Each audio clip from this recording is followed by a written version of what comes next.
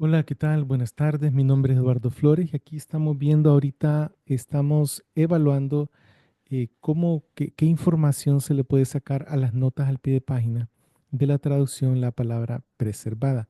Y este es el momento para hablar de las ediciones griegas. Entonces, solo para recapitular un poco, estábamos hablando de que la traducción tiene en la porción superior aparece el texto, según la familia 35, traducido al español, pero en las notas al pie aparecen las diferencias con las distintas ediciones y los distintos manuscritos. Por ejemplo, aquí tenemos una nota al pie en El Rey.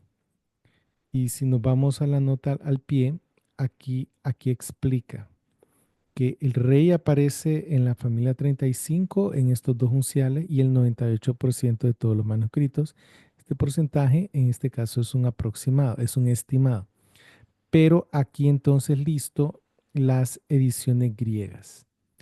Y la segunda variante es su omisión, o sea que hay manuscritos como el Papiro I, Sinaítico del Vaticano, que no tienen esas dos palabras, el rey. Tampoco lo tienen el 2% de los manuscritos y es la variante escogida por el texto crítico NNU. Así que se nombran 7 ediciones griegas. Se nombra la familia 35, que es la mejor línea de transmisión textual a lo largo de los siglos.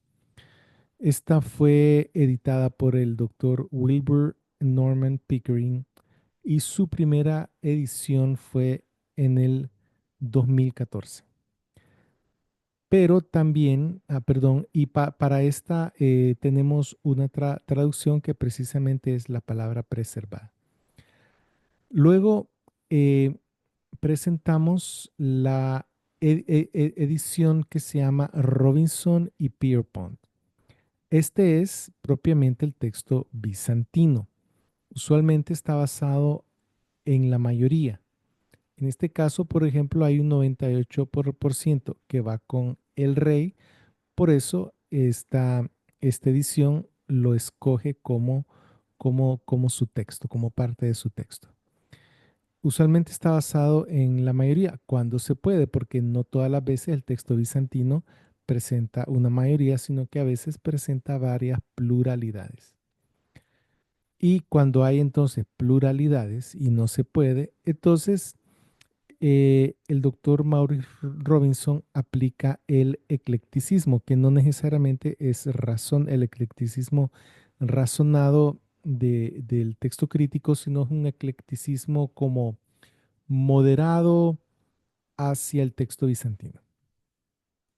Su primera edición fue en 1971, aunque él alega que él publicó un índice en una obra de otra persona con el listado de la variante. Sin embargo, el texto propiamente, el texto ya formado y editado y todo fue en 1991. También tenemos la edición que se llama Hodges y Farstad. Esta edición es propiamente lo que se llama el texto mayoritario. Por eso es que decimos que el texto recibido no es el texto mayoritario y tampoco es el texto bizantino. Pero el texto de Hodges y Farstad sí lo es. Usualmente está basado en una supermayoría, es decir, a donde hay una mayoría abrumadora, ese es el texto mayoritario. Cuando se puede, porque a veces no se puede. A veces no hay mayoría, ni siquiera mayoría simple, que es 50+1.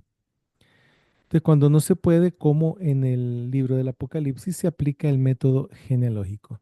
Este fue publicado, este solo tiene dos publicaciones, fue publicado por primera vez en 1982. Luego tenemos la edición griega llamada Orthodox Church, OC, que es de la Iglesia Ortodoxa. Es propiamente el texto patriarcal de la Iglesia Ortodoxa griega.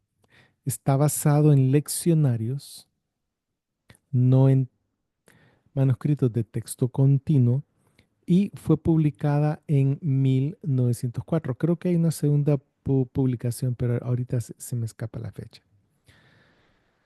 Entonces se le encargó a un señor que fuera a las iglesias ortodoxas más importantes y que viera qué era lo que se leía en público. Lo que se leía en público no era en sí el manuscrito de texto continuo con todo el libro de Mateo, todo el libro de Juan, sino que los leccionarios que ya tienen las porciones de lectura de cada día. Y así fue entonces como se originó este texto patriarcal. Para estos últimos tres textos, que son el bizantino de Robinson y Pierpont, el mayoritario de Hodges y Farstad, y este de la Iglesia Ortodoxa griega, para estos tres no hay traducción al español. Sin embargo, se puede derivar el texto viendo las diferencias entre la familia 35 y cada uno de ellos. Es decir, alguien puede decir, bueno, yo quiero saber en este capítulo, en este pasaje, en este libro, qué es lo que dice el texto de la Iglesia Ortodoxa, pero no hay una traducción al español. Sin embargo, tenemos la palabra preservada, a donde en las notas al pie salen las diferencias y se puede entonces reconstruir en español. Tenemos también la políglota complutense. Igual, no hay ninguna traducción al español de la políglota complutense, aunque es una gran obra de erudición de la Reforma. Esta fue publicada o más bien iniciada por Francisco Jiménez de Cisneros, eh, y fue publicada de forma póstuma, es decir, él ya había fallecido cuando se publicó. En 1522 se retrasó su publicación por el permiso del Papa. Y también tenemos el Textus Receptus, que en este texto es que están basadas las versiones llamadas Reina Valera. Es un texto de la época de la Reforma publicado por Erasmo de Rotterdam en 1516 y sucesivamente por Robert Estienne a mitad del siglo XVI, por Teodoro Beza a finales del siglo XVI y por los hermanos o los parientes Estienne a principios del siglo XVII. Es la versión que está detrás de la Reina Valera de Casiodoro de Reina. Perdón, la Reina Valera de Casiodoro de Reina. La Biblia del Oso de Casiodoro de Reina de 1569 es la que está detrás de la versión Reina Valera de 1602 por Cipriano de Valera. Y así sucesivamente el resto de las versiones. Este en particular, aunque su publicación, la de Textus Receptus, inició en 1516, el que se presenta en la palabra preservada es la versión de Stephanus de 1550. Y para finalizar, pero no menos importante, tenemos el texto NU. La N es de Nestlé Aland en su edición 28ª. Y la U es de Sociedades Bíblicas Unidas en su quinta edición. Es un texto crítico. Digo uno porque es uno de varios. Hay varios textos críticos, pero este es el más importante. Está basado en eclecticismo razonado. Y fue publicado la 28ª edición en el 2012 y la quinta edición de Sociedad Bíblica Unida de su texto griego en el 2014. Se espera más publicaciones y que este texto cambie conforme pase el tiempo. Este NU, si ustedes buscan NU para cada variante que ustedes consideran que es importante, NU representa el texto que debió haber sido traducido por las versiones modernas. No siempre lo traducen, pero muchos lo respetan así, al pie de la letra. La Biblia de las Américas, que pues fue publicada en 1986 por la Fundación Lockman.